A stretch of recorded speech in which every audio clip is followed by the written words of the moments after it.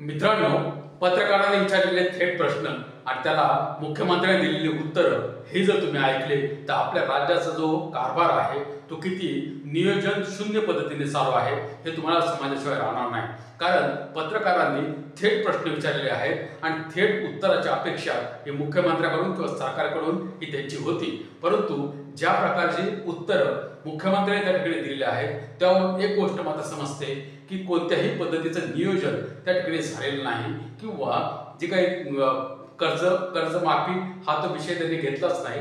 परंतु जे काही मदत पॅकेज जाहीर केलं ते जे पॅकेज आहे त्याचं सुद्धा जे ब्रेकअप आहे ते कशा पद्धतीने करणार आहे किंवा महाराष्ट्र सरकार किती मदत करणार, केंद्र सरकार किती मदत करणार किंवा कशा पद्धतीने मदत केली जाणार, पीक विमा संदर्भातले प्रश्न असतील किंवा जे काही जनावरांचे प्रश्न असतील किंवा जे काही नुकसान भरपाईचे प्रश्न असतील किंवा किती जमीन वाहून गेली, कोणतं पीक गेलं, या सर्वांचे जे प्रश्न जे उत्तर आहेत किंवा जो पैसा दिला जाणार आहे तो कशा प्रकारे दिला जाणार आहे हे जे प्रश्न उत्तर जे त्या ठिकाणी झालेले आहेत त्या प्रश्न उत्तराला योग्य प्रकारची उत्तरं मिळणं अपेक्षित असताना त्या ठिकाणी फक्त शब्दांचा खेळ झाला किंवा फक्त वेळ काढून पेण्याचा प्रयत्न सरकारने त्या ठिकाणी केला.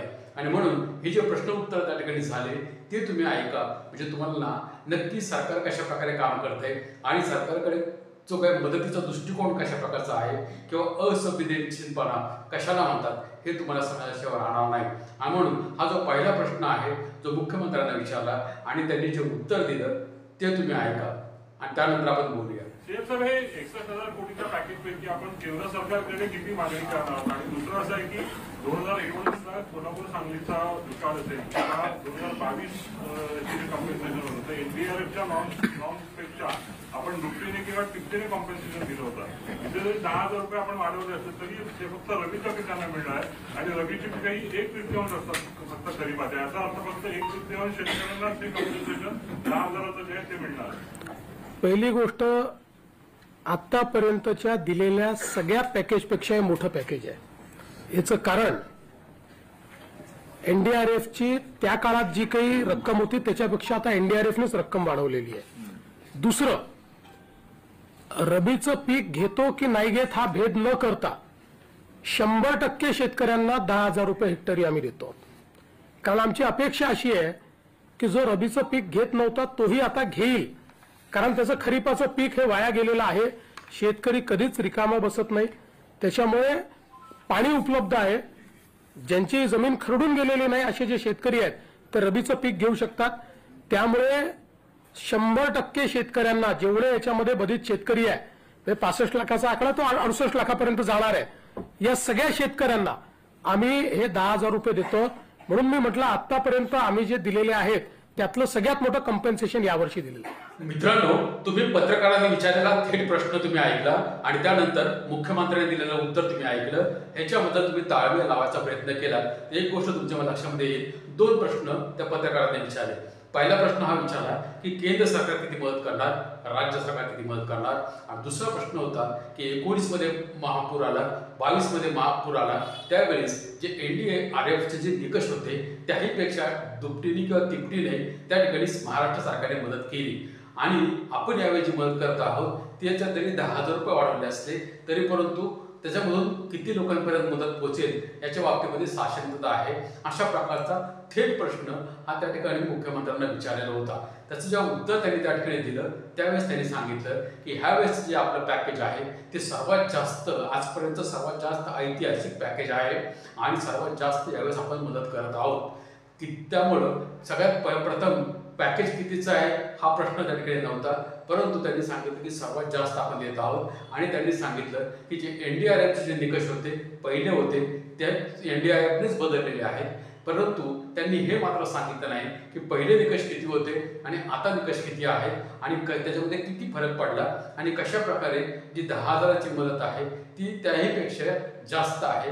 याविषयी मात्र त्यांनी जो काही ब्रेकअप देणं आवश्यक होतं किंवा त्याची जी काही डिटेल माहिती देणं आवश्यक होतं ही त्या ठिकाणी दिली नाही आणि फक्त एक प्रकारे आजपर्यंत सर्वात जास्त कर्जमाफी यावर हा प्रश्न त्यांनी टाळून नेला किंवा त्याला उत्तर तिथपर्यंतच दिलं, त्यापेक्षा जास्त दिलं नाही. आणि केंद्र सरकार किती मदत करणार, राज्य सरकार मदत करणार, किती मदत करणार यावर मात्र काही सरकार बोलायला तयार नाही, हे मात्र या प्रश्नामधून सिद्ध होतं.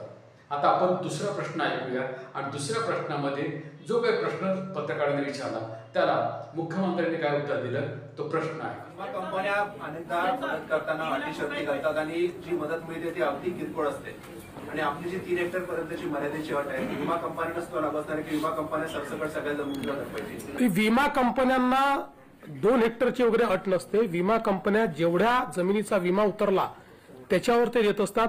आज सकाळीच केंद्रीय कृषी मंत्री शिवराज सिंग चौहान साहेब यांनी मला स्वतः फोन केला आणि त्यांनी सांगितलं की तुम्ही विम्याच्या संदर्भात जी काही कारवाई करावी लागते ती लवकर पूर्ण करा.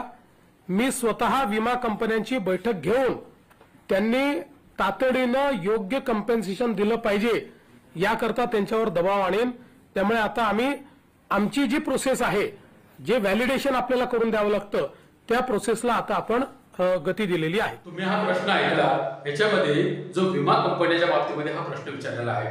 पत्रकारांनी मुख्यमंत्र्यांना डायरेक्ट प्रश्न विचारला की जे काही नुकसान भरपाई आहे जी शेतकऱ्यांना मिळायला पाहिजे ती पीक विमा कंपन्या योग्य प्रकारे देत नाहीत आणि त्यामध्ये जी सरकारने आता हे 2-3 एकर पर्यंतची जी काही अट ठेवलेली आहे त्याच्यामुळे त्यांचे जे पीक विमाचं जे नुकसान भरपाई आहे ते मिळण्यामध्ये त्यांना नुकसान होऊ शकतं. परंतु मुख्यमंत्र्यांनी सांगितलं की त्या ठिकाणी 2 किंवा 3 एकरची जी अट आहे ती विमा कंपन्यांना नसते.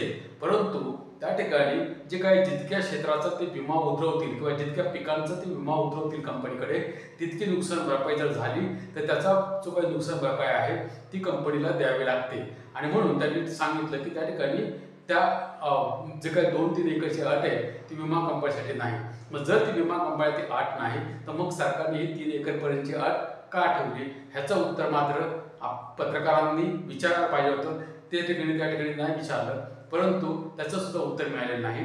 आणि त्यांनी पुढे जाऊन सांगितलं की केंद्रीय कृषी मंत्र्यांनी सांगितलं की जे काय पीक विम्याचं जे काय काम आहे ते लवकरात लवकर पूर्ण करा आणि मी स्वतः पीक विमा कंपन्यांची बैठक घेणार आहे आणि त्यांच्याशी बोलणार आहे, त्यांच्यावर दबाव आणणार आहे की त्यांनी जास्तीत जास्त लवकर हा जो पीक विम्याची रक्कम आहे ती शेतकऱ्यांना द्यावी.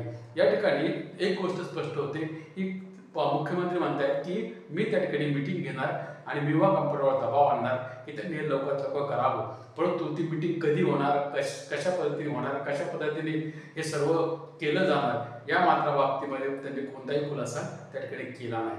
आणि म्हणून आता आपण पुढचा प्रश्न ऐकूया की त्याच्यामध्ये कशा प्रकारे सरकारने हा जे काही प्रश्न विचारला गेला त्याला काय उत्तर बजेटमध्ये नव्हते. आता हे त्याच्यामुळे ऑलरेडी आपल्यावर आर्थिक ताण होता, हा अजून ताण वाढणार आहे. काल भुजबळ साहेब पण म्हणले अनेक स्कीमला प्रॉब्लेम येतोय आधीच्या काही स्कीम्समुळे. तर अशा कोणत्या स्कीम्स आहेत की ज्याला यातून प्रॉब्लेम येऊ शकतो ते आता त्यावेळी बघू. बघा असं आहे, शेवटी शेतकऱ्यांना जर मदत करायची असेल तर कुठेतरी ताण हा सहन करावा लागेल. हे अशा प्रकारे बजेट तयार करताना इतकी अतिवृष्टी होईल याची तर आपल्याला कल्पना नव्हती. त्यामुळे अशा प्रकारचा अप्रत्याशित किंवा अनियोजित खर्च आला तर त्याकरता तो काही ठिकाणी आपल्याला काही बाबींवर खर्च कमी करावा लागेल, काही बाबींवर ताण सहन करावा लागेल. आजच या सगळ्या गोष्टी सांगता येत. तुम्ही हा जो प्रश्न ऐकला हा अत्यंत महत्वाचा प्रश्न आहे. कारण राज्यावर 9 लाख कोटीचं कर्ज आहे आणि ते कर्ज वाढत चाललेलं आहे. आणि लाडकी बहीण योजना असेल किंवा आनंदाचा सिद्धा योजना असेल किंवा अनेक योजना असतील किंवा जे कॉन्ट्रॅक्टर आहेत त्यांचे थकीत पैसे असतील त्याच्यामुळे त्यांना आत्महत्या करायला लागण्याची परिस्थिती असेल. या सर्व परिस्थितीमध्ये किंवा आता सध्या राज्याची जी परिस्थिती आहे हे वारंवार सांगितलं जातं की राज्याकडे बजेट नाहीये, राज्याकडे पैसा नाहीये. राज्याच्या विरोधी पक्ष तर म्हणतो की राज्याच्या तिजोरीमध्ये खडखडाट आहे. अशा परिस्थितीमध्ये पत्रकारांनी थेट प्रश्न विचारला की 31,000 किंवा 32,000 कोटीचं जे तुम्ही आता हे मदतीचं पॅकेज जाहीर केलेलं आहे या मदतीच्या पॅकेजमुळे कोणत्या कोणत्या योजनांवर त्याचा परिणाम होऊ शकतो किंवा कोणत्या कोणत्या योजना ज्या आता चालू आहेत किंवा ज्या ह्याचा जो पैसा आहे तो त्याच्या ठिकाणी कशा प्रकारे वर्ग करण्यात येईल किंवा कोणत्या योजना बंद केल्या जातील, कोणत्या चालू ठेवण्यात येतील किंवा कशा प्रकारे हे सर्व केलं जाईल. हा प्रश्न एकदम सरळ आहे आणि प्रत्येक नागरिकाला पडलेला हा प्रश्न आहे. याचं उत्तर सरकारने योग्य पद्धतीने देणं आवश्यक होतं. कोणत्या योजना आहेत, कशा प्रकारे योजना चालू आहेत किंवा ज्याप्रमाणे अन्न पुरवठा मंत्री स्वतः म्हटलेले आहेत की आनंदाचा सिद्धा योजना आम्ही चालू शकत नाही किंवा ज्याप्रमाणे लाडकी बहीण योजना आहे तिच्या बाबतीमध्ये जे काही पैसे देण्यामध्ये ज्या प्रकारे रकड चालू आहे, ह्या सर्व गोष्टी जेव्हा आपण विचार करतो तेव्हा एक गोष्ट समोर येते की राज्याची आर्थिक परिस्थिती ही बिकट आहे. मग अशा परिस्थितीमध्ये कोणत्या योजनांवर याचा परिणाम होऊ शकतो हा थेट प्रश्न असताना मुख्यमंत्र्यांनी सांगितलं त्यावेळेस बघू. म्हणजे सध्या आम्हाला माहिती त्यांना जसं काही माहिती नाही किंवा ते सांगायची इच्छा नाही किंवा लोकांपर्यंत ती माहिती पोहोचू नये की नक्कीच राज्याची काय परिस्थिती आहे हे सांगण्याचा त्या ठिकाणी प्रयत्न आहे. आणि त्यामधून जे खरी परिस्थिती आहे, जे वास्तव आहे ते मात्र लोकांपुढे येऊ नये याचा हा प्रयत्न त्या उत्तरामधून झालेला दिसतो. आणि म्हणून अशा प्रकारे जे प्रश्न आहेत याची उत्तरं थेट येणं आवश्यक असताना त्या ठिकाणी उत्तर दिली जात नाहीत. त्याच्यामुळं लोकांमध्ये महाराष्ट्रातील नागरिकांमध्ये एक संभ्रम निर्माण होतो की नक्की राज्याची आर्थिक स्थिती काय आहे आणि हे जे 31-32 हजार करोडचं जे पॅकेज जाहीर केलं आहे हे याची अंमलबजावणी कशा प्रकारे होणार हा प्रश्न निर्माण झाल्याशिवाय राहणार नाही. आणि म्हणून आपण आता पुढचा प्रश्न ऐकूया आणि त्याला कशा प्रकारे उत्तर दिलं गेलं हे सुद्धा आपण ऐकूया. पीक कापणी प्रयोगावर मिळणार आहे. आता पिकच शिल्लक राहिलेली नाही आणि कंपन्यांनी ऑलरेडी आधी प्लॉट तयार केलेले आहेत की जे कापणी प्रयोग तिथं होणार आहे. तर याचं उंबरठा उत्पादन गृहीत धरून पीक विमा कंपन्या मदत देणार की सरसकट आता ज्या पद्धतीने तुम्ही मदत जाहीर केली त्या पद्धतीने पीक विमा कंपन्यांना तुम्ही निर्देश देणार? पीक कापणी प्रयोगाचा अर्थ असा आहे की नेमकं पीक किती उरलेलं आहे ह्याचा अंदाज बांधला जातो. म्हणजे पिकाचं नुकसान किती झालेलं आहे. जिथे पीकच नाही, जिथे पूर्ण नुकसान झालेलं आहे त्या ठिकाणी पूर्ण नुकसानच पकडावं लागेल. तिथे पीक कापणी प्रयोगाचे काही विषय राहणार नाही. फक्त जाऊन त्या ठिकाणी त्यांना ते व्हॅलिडेट करावं लागेल. टाइम बाउंडच आहे ते, त्याचीच कारवाई आता चाललेली आहे. त्यामुळे 100% टाइम बाउंड आहे आणि त्या संदर्भात त्यांना जी काही मदत लागेल ती आम्ही करायला तयार आहोत. मित्रांनो, तुम्ही हा प्रश्न ऐकला. एकदम थेट असा प्रश्न आहे की जे काही सरकारने निकष बदलले पीक विमा कंपन्यांच्या बाबतीमध्ये आणि नुकसान भरपाई शेतकऱ्यांना मिळणार त्याच्या बाबतीमध्ये जे निकष बदलले आणि त्याच्यामुळे पीक विमा कंपन्यांना एक प्रकारे दिलासा मिळाला असं विरोधकांचं म्हणणं आहे. त्याच्याबद्दल डायरेक्ट प्रश्न विचारला गेला की ज्या ठिकाणी पीकच नाहीये त्या ठिकाणी कशा प्रकारे या पीक विमा कंपन्या मदत देणार की सरसकट मदत देणार. म्हणजे थोडक्यामध्ये तो प्रश्न होता तो पीक विमा कंपन्या बाबतीतच होता की पीक विमा कंपन्या शेतकऱ्यांना किती नुकसान झालं, कशा प्रकारचं नुकसान झालं, किती शेतामध्ये पीक आहे अशा प्रकारे बघून ते त्यांना मदत करू शकतात किंवा नाकारू सुद्धा शकतात अशी शक्यता त्या ठिकाणी आहे. कारण संपूर्ण पीक वाहून गेलेलं आहे, जमीन वाहून गेलेली आहे आणि नक्की किती नुकसान झालंय हे मात्र समजायला तयार नाही. किती हेक्टरवर नुकसान झालं, किती एकरवर नुकसान झालं याची पूर्ण माहिती ही त्या ठिकाणी मिळू शकणार नाही. किंवा जे पीक उरलेलं आहे त्याची सुद्धा जी क्वालिटी आहे त्याच्यावर सुद्धा प्रश्नचिन्ह आहे.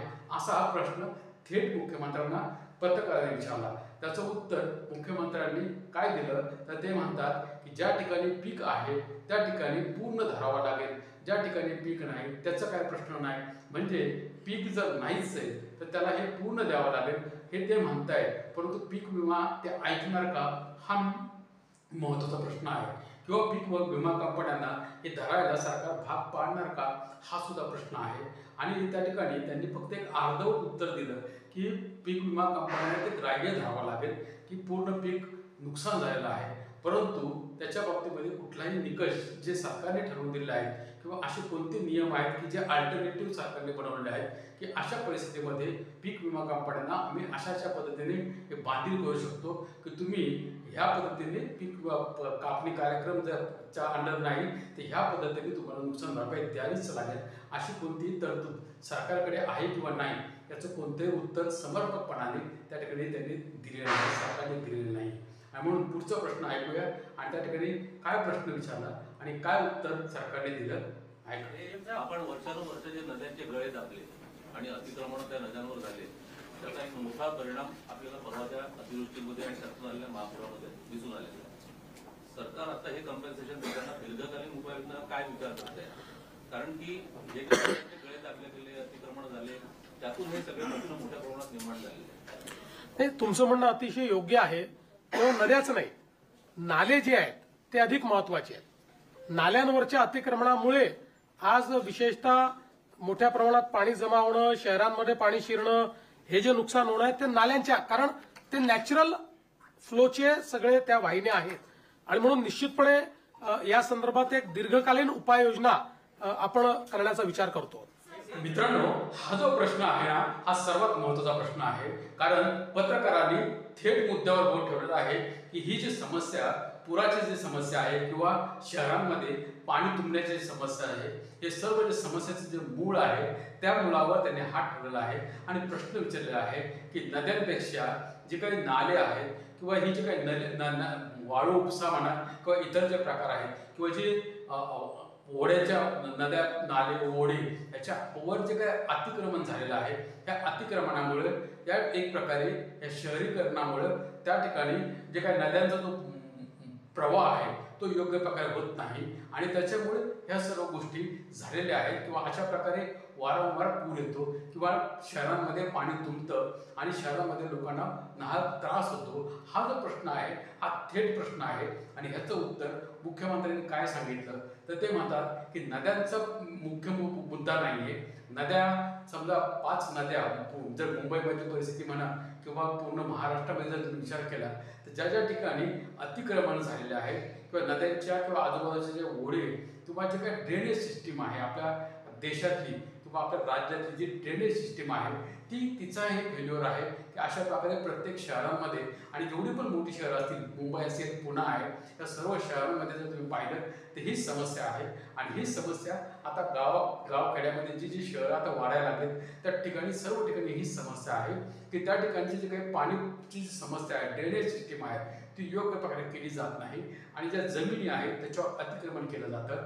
हा प्रश्न असताना मुख्यमंत्री म्हणतात की नाल्यांची मोठी समस्या आहे आणि नाल्यांमुळे हे सगळं पाणी जे नॅचरल फ्लो आहे तो होत नाही आणि त्याच्यामुळे पाणी तुंबतं आणि ते गावामध्ये येत आहे किंवा शहरांमध्ये ते येत आहे. आणि आम्हाला आता एक विचार आम्ही याच्यावर करतोय दीर्घकालीन उपाय करण्याचा. परंतु मागच्या वर्षांमध्ये तुम्ही काय केलं ह्याचं मात्र उत्तर त्याने दिलं नाही किंवा मागच्या 10 वर्षापासून सरकार तुमचं आहे, मग तुम्ही ह्याच्यावर काय उपाययोजना केली की अशा वेगवेगळ्या प्रकारे हे जे नाले तुंबत आहेत किंवा ज्या प्रकारे अतिक्रमण होत आहेत त्या अतिक्रमणावर सरकार म्हणून काय काम केलं किंवा हे जी ड्रेनेज सिस्टीम आहे ही एकदम फुलप्रूफ व्हावी यासाठी सरकार म्हणून काय काम केलं. तुम्ही जर पाहिलं असेल तर आपण पेपरमध्ये नेहमी बातम्या ऐकतो की गाळ काढायला किंवा हे जे नाले आहेत हे साफ करायला शेकडो कोटी रुपये दरवर्षी खर्च केले जातात आपल्या राज्यामध्ये. हे आपल्या राज्याचे वास्तव आहे. म्हणजे लोकांना योजना चालवायला आपल्याकडे पैसे नाहीत परंतु गाळ काढायला मात्र शेकडो कोटी रुपये आपल्याकडे आहेत. ही आपल्या राज्याची परिस्थिती आहे आणि असं असताना या ठिकाणी फक्त उपाययोजना केली जाईल. मग कधी करणार, काय करणार, त्याचा ठोस कार्यक्रम काय किंवा कशा प्रकारे हे केलं जाईल कोणतंही उत्तर या पत्रकार परिषदेमध्ये लोकांना मिळालं नाही. हे जे प्रश्न आहेत हे लोकांचे प्रश्न आहेत, जनतेचे प्रश्न आहेत. लोकांना हे समजलं पाहिजे की सरकार म्हणून तुम्हाला ज्यावेळेस बसवलेलं आहे किंवा तुम्ही जे बसलेले आहात तुम्ही काय काम करता आणि म्हणून आम्हाला याची माहिती मिळणं आवश्यक आहे. परंतु ह्या प्रकारची माहिती त्या ठिकाणी लोकांना दिली जात नाही आणि फक्त केवळ एक उडवाउडवीची उत्तरं देऊन किंवा तेवढा जो वेळ मारून नेण्याचा हा जो प्रकार या ठिकाणी चालू आहे याच्यावर आता लोकांनी विचार केला पाहिजे की हे कशा प्रकारे हे राज्याचा आपला कारभार हे लोक चालवत आहेत हे तुम्ही समजून घ्या. आणि म्हणून आपण आता पुढचा प्रश्न ऐकूया आणि त्या पुढच्या प्रश्नामध्ये त्यांनी काय प्रश्न विचारला आणि काय उत्तर दिलं ते ऐकूया. केंद्राकडे प्रस्ताव कधीपर्यंत जाईल? केंद्राचा प्रस्ताव हा एक मोठं फॉर्मॅट असतं. त्या फॉर्मॅटमध्ये तो तयार करावा लागतो. आपण आपलं कंपन्सेशन जेव्हा घोषित करतो त्यावेळेस आपण अनेक वेळा नजर आणेवारीवर देखील तो करू शकतो, त्याला काही अडचण नसते. पण केंद्राकडे पूर्ण फॅक्ट अँड फिगर्सचे जावं लागतं. त्यामुळे त्या संदर्भातली कारवाई आमची चाललेली आहे. प्रस्ताव केंद्राला एकदाच पाठवता येतो, तो परत रिवाईज नाही करता येत. म्हणून थोडा उशीर झाला तरी सगळ्या फॅक्ट्स अँड फिगर्स सहित आपलं योग्य कम्पेन्सेशन मागता आलं पाहिजे. त्या दृष्टीने आम्ही तो तयार करतो आहोत. त्याची एक प्रोसेस आहे, तो गेल्यानंतर त्यांची टीम येते. त्यामुळे पण जसं मी यापूर्वी देखील सांगितलं की त्याकरता आम्ही थांबणार नाही आहोत, कारण ते रिएम्बर्समेंट आहे. त्यामुळे आम्ही खर्च केला म्हणजे आता केंद्र देणार नाही असं नाहीये. आम्ही खर्च केला तर ते पैसे केंद्र रिप्लेस करून देतं. जसं आताही एनडीआरएफ मध्ये आपल्याला 3-4 हजार कोटी रुपये ऍडव्हान्समध्ये दिले होते, ते आता आपल्याला खर्च करता येतात याच्यामध्ये. म्हणजे त्याच्यात ते ऍडव्हान्समध्ये आपल्याला वर्षाच्या सुरुवातीलाच मिळतात. तसं याच्यामध्ये केंद्राच्या प्रस्तावाकरता ते अडणार काही नाही. आम्ही पैसे खर्च करू, केंद्राची सगळी प्रक्रिया आम्ही पूर्ण करू, त्यातनं जास्तीत जास्त कम्पेन्सेशन मिळवायचा प्रयत्न करू. बघा, ह्या प्रश्नामध्ये जे पत्रकार आहेत त्यांनी एक प्रश्न विचारलेला आहे की हा जो काही केंद्राकडे प्रस्ताव पाठवायचा चाललेला आहे, हा केंद्राचा प्रस्ताव कधीपर्यंत जाईल आणि कधीपर्यंत ही जी काही मदत आहे ही लोकांना मिळू शकते. ह्याच्यावर मुख्यमंत्र्यांनी सांगितलं की त्याचा एक फॉर्मॅट असतो आणि तो आपल्याला ह्या पद्धतीने द्यावा लागतो आणि आमची जी पद्धत चालू आहे आणि एकदा पाठवल्यानंतर परत तो प्रस्ताव रद्द करता येत नाही. त्यानंतर जी टीम येईल आणि त्यानंतर ते सगळं इन्स्पेक्शन करतील आणि त्याच्यानंतर ते आम्हाला रिइन्व्हर्समेंट करतील. हे जे फॉर्मॅट आहे, ही जी पद्धत आहे, ही जी प्रोसिजर आहे ते त्यांनी सांगितलं. परंतु हा जो प्रस्ताव आहे हा किती दिवसामध्ये जाईल याचं त्यांनी त्या ठिकाणी उत्तर दिलं नाही किंवा कशा पद्धतीने महाराष्ट्र सरकार त्या ठिकाणी पाठपुरावा करणार किंवा हे जे रिइन्व्हर्समेंट तुम्ही म्हणताय याचा अर्थ काय झाला की जे आम्ही खर्च करणार ते आम्ही केंद्र सरकारकडून रिइन्व्हर्स करून घेणार, म्हणजे परत त्याची जे काय त्याच्यामधून काय आमचा जो हिस्सा आहे किंवा जे काय आम्ही खर्च केलेला आहे तो आम्हाला परत मिळणार. परंतु तुम्ही खर्च करत असताना किती खर्च करणार, कशा प्रकारे खर्च करणार आणि हे जे 32,000 पहिला जो प्रश्न होता त्याचाच हा भाग आहे की 32,000 करोडचं जे काही पॅकेज जाहीर केलं आहे त्याच्यामध्ये राज्य सरकार किती खर्च करणार, केंद्र सरकार किती खर्च करणार यावर मात्र त्यांनी उत्तर दिलं नाही आणि त्यांनी फक्त सांगितलं की आम्ही रिइन्व्हर्समेंट मागणार आणि जास्तीत जास्त आम्ही नुकसान भरपाई किंवा जी काही रिइन्व्हर्समेंटची जी रक्कम आहे ती जास्तीत जास्त आम्ही घेण्याचा प्रयत्न करणार. त्यांनी कुठेही सांगितलं नाही की आम्ही केंद्राकडे जे मागितलेलं आहे त्याच्यामध्ये आमचा वाटा किती, केंद्राचा वाटा किती, केंद्र किती रिइन्व्हर्स करणार ही काहीही माहिती त्या ठिकाणी जनतेला मिळालेली नाही. पुढचा प्रश्न ऐकूया. त्या प्रश्नाचं उत्तर काय दिलं ते आपण. ही जी विविध प्रकारची तुम्ही मदत जाहीर केली आहे ती प्रत्यक्षात शेतकऱ्यांपर्यंत किती प्रमाणात आणि किती वेळात पोहोचते याचं मॉनिटरिंग करण्यासाठी तुम्ही एखादी विशेष यंत्रणा निर्माण कराल. आता जी काही मदत जाते ही थेट खात्यांमध्ये जाते, त्यामुळे ही पूर्णपणे इलेक्ट्रॉनिकली ट्रॅक होते. याचा संपूर्ण हिशोब असतो. त्याच्यामुळे फक्त 10,000 रुपये जे आपण सुरुवातीचे देतो, जे ज्यांच्या घरात पाणी घुसलंय तेच कॅश कम्पेन्सेशन असतं, ते खात्यात देतो. पण खात्यात नसेल तर कॅश देतो. बाकी सगळी आपण जी आता मदत करतो ही सगळी इलेक्ट्रॉनिकली डिजिटली खात्यामध्येच करतो आहोत. त्याच्यामुळे त्याचं पूर्ण ट्रॅकिंग होणार आहे. हा जो प्रश्न आहे मित्रांनो हा सर्वात महत्त्वाचा प्रश्न आहे, कारण 32,000 करोडची जी काही या ठिकाणी मदत जाहीर केलेली आहे, पॅकेज जाहीर केलं आहे, त्या पॅकेजचं योग्य प्रकारे अंमलबजावणी होती की नाही किंवा जो पैसा दिला जातोय तो योग्य प्रकारे दिला जातोय की नाही किंवा जे लाभार्थी आहेत त्यांनाच तो पैसा मिळतोय की नाही याची खात्री होणं हे महत्त्वाचं आहे. म्हणून ज्या महिला पत्रकारांनी हा प्रश्न विचारला की ज्या प्रकारे तुम्ही आता ही मदत जाहीर केली आहे किंवा ही जी काही तुम्ही सांगताय की आम्ही हे पैशाचं वाटप सुरू केलं आहे किंवा हे 10,000 सुरुवात मग त्यांनी सांगितले होते की आम्ही सुरुवात केली आहे, हे जे पैसे आहेत हे योग्य लोकांना मिळत आहेत का नाही याचं मॉनिटरिंग करण्यासाठी तुम्ही एखादी सेपरेट यंत्रणा उभी करणार का? हा एक साधा आणि सोपा प्रश्न आहे आणि थेट प्रश्न आहे. ह्याचं उत्तर पत्रकारांनाच नाही तर लोकांना सुद्धा मिळाला पाहिजे, कारण हा जो प्रश्न आहे हा लोकांचा प्रश्न आहे किंवा जे शेतकरी आहेत जे त्याच्यामध्ये जे ग्रसित झालेले आहेत त्या लोकांचा हा प्रश्न आहे की त्या लोकांपर्यंत ही मदत पोहोचते की नाही हे सरकार कसं बघणार. तर मुख्यमंत्र्यांनी सांगितलं की सध्या देशामध्ये डीबीटीचं जे काय माध्यमातून पैसे दिले जातात आणि आपण सुद्धा लोकांच्या खात्यामध्ये डायरेक्ट पैसे देतोय. आपण लोकांना खात्यामध्ये दिल्यामुळं त्याचं जे काही ट्रॅकिंग करणं आहे हे एकदम सोपं आहे. मग हे जर तुम्हाला सर्व माहिती आहे किंवा तुम्ही डायरेक्ट पैसे देताय तर अशी आता एक लोकांनी एक अपेक्षा ठेवणं सरकारकडून अपेक्षित आहे की जर सरकारकडे हा पूर्ण जर डेटा अवेलेबल असेल, पूर्ण ट्रॅकिंग सरकार त्याचं करणार असेल आणि कोणाला ते लोकांना पैसे मिळालेत की नाही हे जर करणार असेल तर त्यांनी त्या ठिकाणी प्रत्येक जिल्ह्याची एक यादी वेबसाईटवर टाकायला काहीच हरकत नाही. प्रत्येक जिल्ह्यामध्ये कोणत्या शेतकऱ्याला किती मदत मिळाली याची पूर्ण लिस्ट वेबसाईटवर टाकली पाहिजे की जेणेकरून लोकांना समजेल की हे बेनिफिशियरी आहेत, हा शेतकरी आहे, याला एवढे पैसे दिले आणि सरकारने अशा प्रकारे हे पैसे दिले आणि त्याला ते मिळाले. जर सेपरेट यंत्रणा नसेल तर ज्या आत्ताची यंत्रणा जर आहे त्या यंत्रणेकडून जिल्हाधिकारी कार्यालयाकडून ही माहिती लोकांना मिळाली पाहिजे की एवढे लोक आहेत, एवढे बाधित होते, या बाधित शेतकऱ्यांनाच त्याची मदत मिळालेली आहे. कारण मागचा जो अनुभव आहे तो वेगळा आहे आणि सांगितलं वेगळं जातं आणि ज्या प्रकारे आता ते बाकीचे विषय त्याच्यामध्ये मी घेत नाही, परंतु कशा प्रकारे हे काम होतं हे सर्व लोकांना माहिती आहे. कारण मनरेगाच्या बाबतीमध्ये किंवा इतर रोजगार हमी योजनेमध्ये किंवा जे महिलांना जे काही पैसे मिळतात ते कशा प्रकारे दिले जातात, कशा प्रकारे काढले जातात आणि हे तर एकदम चांगलं झालेलं आहे बँक ट्रान्सफरच्या माध्यमातून. मग त्याच्यामधून बँकवालेच काहीतरी करतात किंवा जे काही बँकेचे कर्जदार असतात ते काहीतरी करतात आणि म्हणून त्यांनी सांगितलं की या ठिकाणी सरकार म्हणून तुम्ही काहीतरी करणार आहात की ही जी मुदत आहे ती योग्य प्रकारे ज्याला दिलेली आहे त्याच्यापर्यंतच ती पोहोचेल की नाही हे बघणारी यंत्रणा तुम्ही उभी करणार का. तर मुख्यमंत्र्यांनी सांगितलं की त्याची काहीही गरज नाही. ह्याचा अर्थ समजून घ्या की कशा प्रकारचा कारभार हा आपल्या राज्यामध्ये चालू आहे. आणि ही ज्यावेळेस पत्रकार परिषद एक शुद्ध नागरिक म्हणून, एक जागरूक नागरिक म्हणून आपण ज्यावेळेस ऐकतो त्यावेळेस काही प्रश्नांची उत्तरं ज्यावेळेस अशा प्रकारचे नॅशनल कॅलेमिटीज येतात किंवा नैसर्गिक आपत्ती येते किंवा लोकांच्या जीवनाचा मरणाचा प्रश्न निर्माण होतो, लोकांच्या जीविताचा आणि मालमत्तेचा प्रश्न निर्माण होतो, त्यावेळेस सरकारने संवेदनशीलपणाने प्रत्येक निर्णय घेणं हे आवश्यक असतं आणि लोकांना योग्य माहिती देणं हे आवश्यक असतं. आणि म्हणून ज्यावेळेस असे प्रश्न हे पत्रकार विचारतात त्यावेळेस सरकारचं हे काम आहे की सरकारने हे ज्यांच्यासाठी त्यांना बसवलंय ते म्हणजे लोक, जनता ह्यांना योग्य प्रकारची माहिती देणं किंवा सरकार कशा प्रकारे काम करतंय, सरकार काय करणार आहे आणि सरकार ज्यासाठी बसवलेलं आहे ते कसे योग्य प्रकारे काम करतं ही माहिती लोकांपर्यंत येणं सुद्धा महत्त्वाचं आहे. आणि म्हणून जे काही पत्रकार परिषद झाली त्या पत्रकार परिषदेमध्ये हे जे 6-7 प्रश्न होते हे मला वाटलं की तुमच्यापाशी शेअर करावेत की कशा प्रकारे प्रश्न विचारले होते